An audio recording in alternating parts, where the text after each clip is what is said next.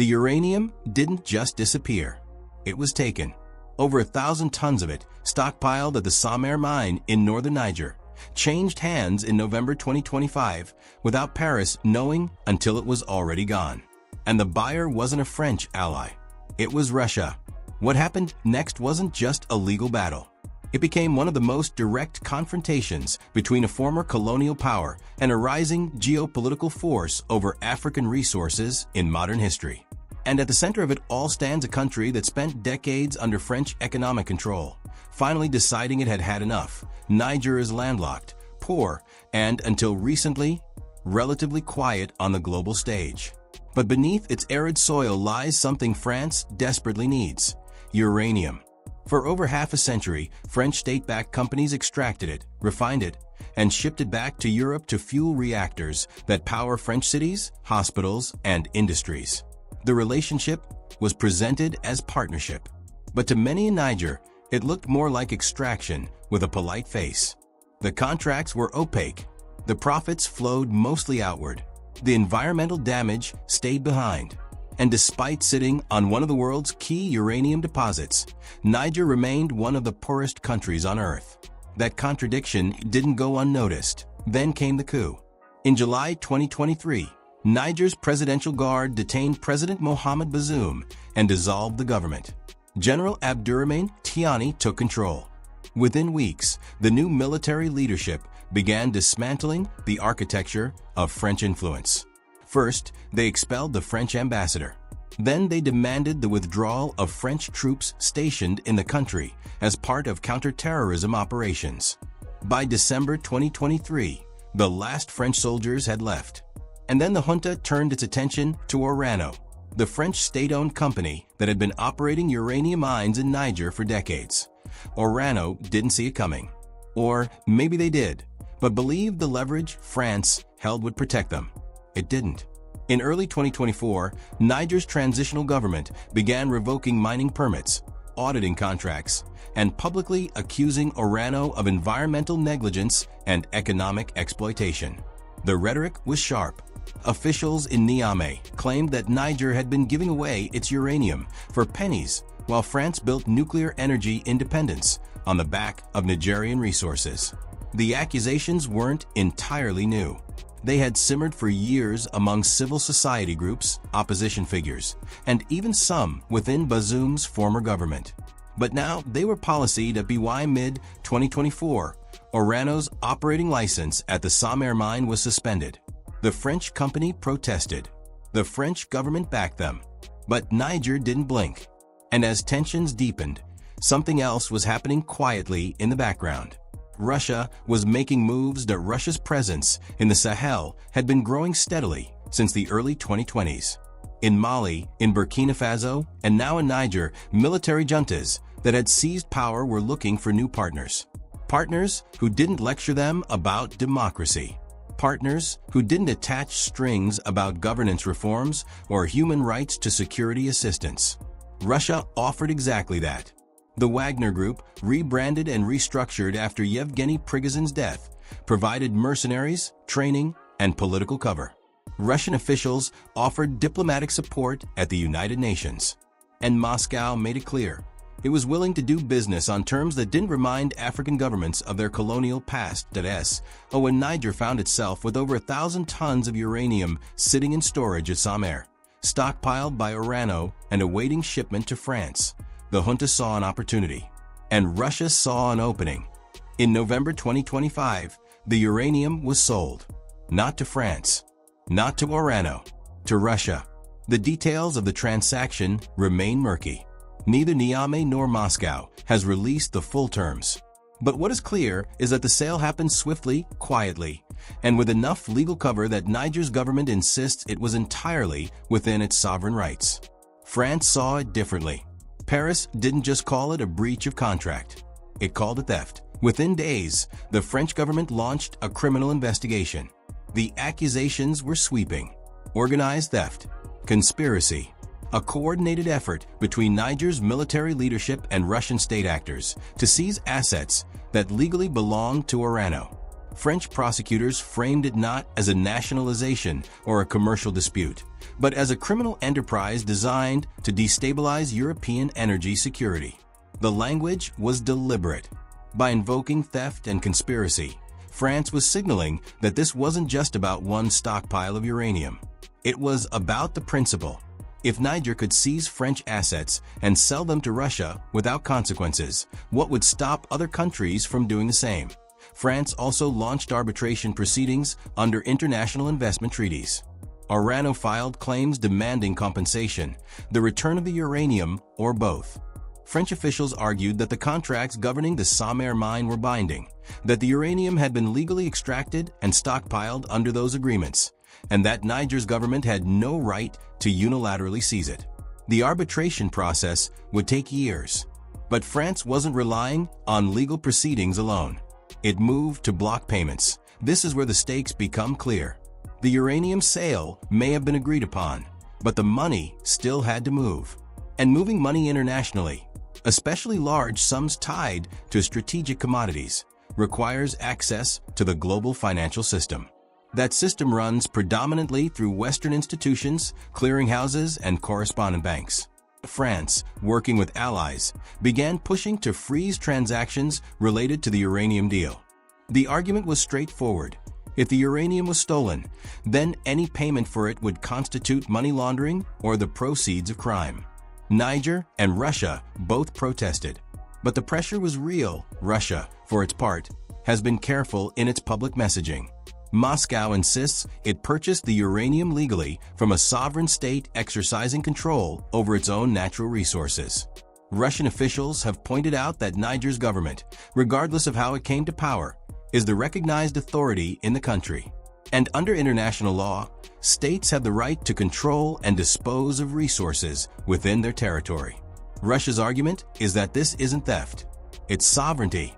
And Moscow has made clear it will continue backing Niger, both diplomatically and economically, as France tries to reverse the deal. But Russia's support isn't purely ideological. Moscow has its own interests. Uranium is a strategic commodity. Russia already controls a significant portion of a global nuclear fuel supply chain.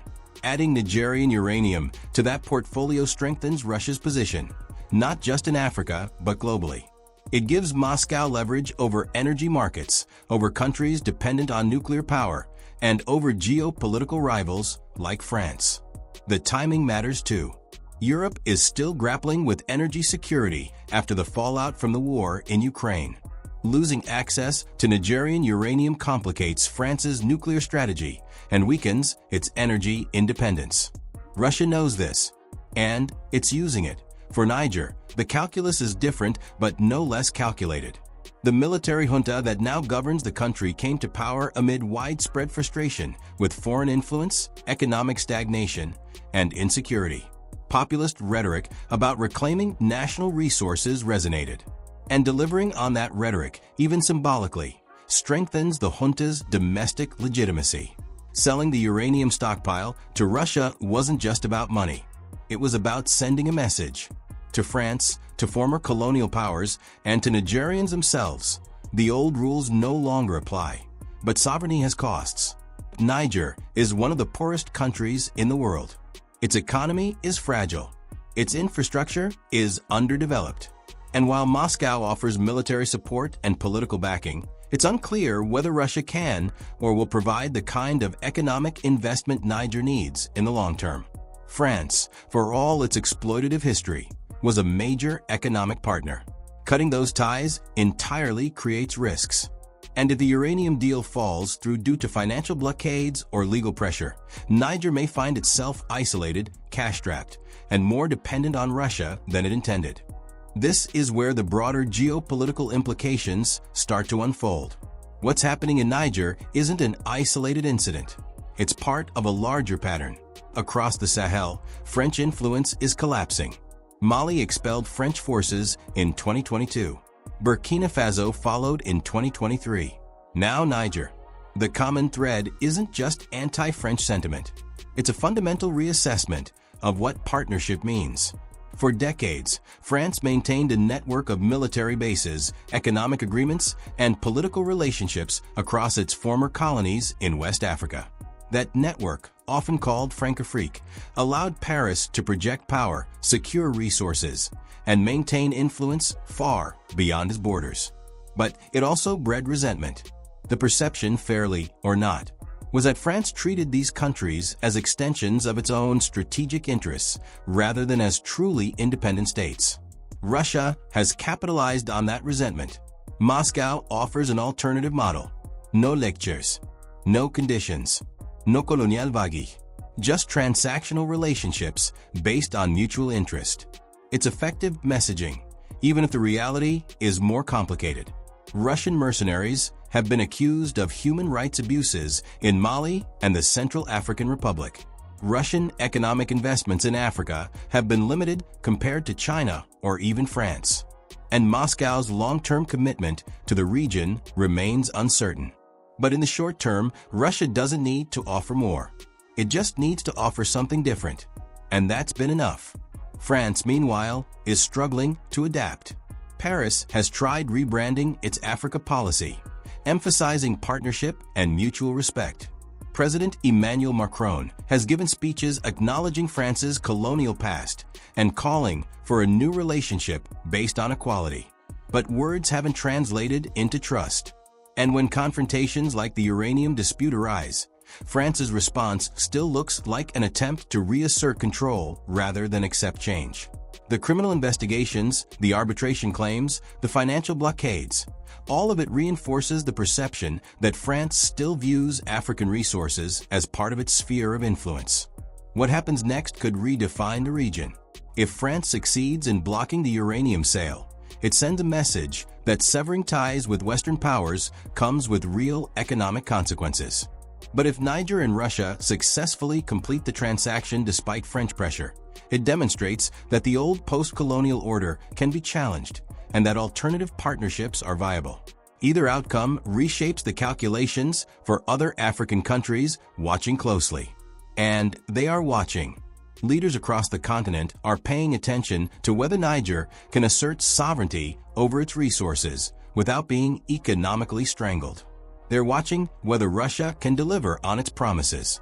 And they're watching whether France can hold onto influence without military presence or popular legitimacy.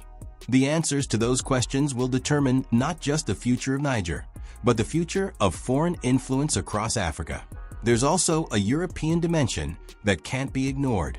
France's nuclear energy sector depends on a stable supply of uranium. Orano operates reactors, fuel production facilities, and reprocessing plants that are central to France's energy grid. Losing access to Nigerian uranium doesn't create an immediate crisis. France has diversified its suppliers over the years, sourcing from Kazakhstan, Canada, and Australia, among others. But it does create strategic vulnerability, and it raises uncomfortable questions in Paris about how sustainable France's nuclear independence really is if key suppliers can be influenced or replaced by geopolitical rivals. Russia understands this vulnerability and is exploiting it. Moscow's strategy isn't just about gaining access to uranium. It's about demonstrating to Europe that reliance on stable, Western-aligned supply chains is no longer guaranteed. It's about showing that Russia can disrupt European energy security not just through oil and gas, but through nuclear fuel as well. And it's about positioning Russia as the indispensable partner for countries seeking alternatives to Western dominance. Niger, caught between these larger forces, is trying to navigate a dangerous path. The junta needs Russia's support to counter French pressure, but it also needs to avoid becoming a Russian client state, dependent on Moscow's goodwill and vulnerable to the same criticisms it leveled at France. That balance is difficult, and there's no guarantee Niger's current leadership can maintain it. The risk is that in escaping one form of dependency, Niger simply trades it for another. The environmental and social dimensions also linger in the background. For decades, uranium mining in Niger has left scars. Communities near the mines report higher rates of cancer and respiratory illness. Water sources have been contaminated, and the economic benefits have been minimal for local populations. Orano and its predecessor companies repeatedly promised improvements. Some were made, many weren't. That history fuels the anger behind Niger's current stance. And it raises questions about whether any future mining arrangement, whether with Russia, China, or someone else, will be any different. Sovereignty over resources is one thing. Ensuring those resources benefit ordinary Nigerians is another. Russia, for its part, has shown little interest in the kind of environmental or social safeguards Western companies are at least nominally required to follow. If Russian firms take over uranium extraction in Niger, there's little reason to expect better conditions for workers or surrounding communities. The junta's rhetoric emphasizes sovereignty and economic justice. But the reality may be that the benefits continue flowing outward, just to a different destination. France's legal strategy is also worth examining. By framing the uranium seizure as criminal theft rather than a nationalization or contract dispute, Paris is trying to invoke a different set of international mechanisms. Theft implies illegality that transcends national borders. It allows for criminal investigations, extradition requests, asset freezes, and other tools that wouldn't be available in a purely commercial arbitration.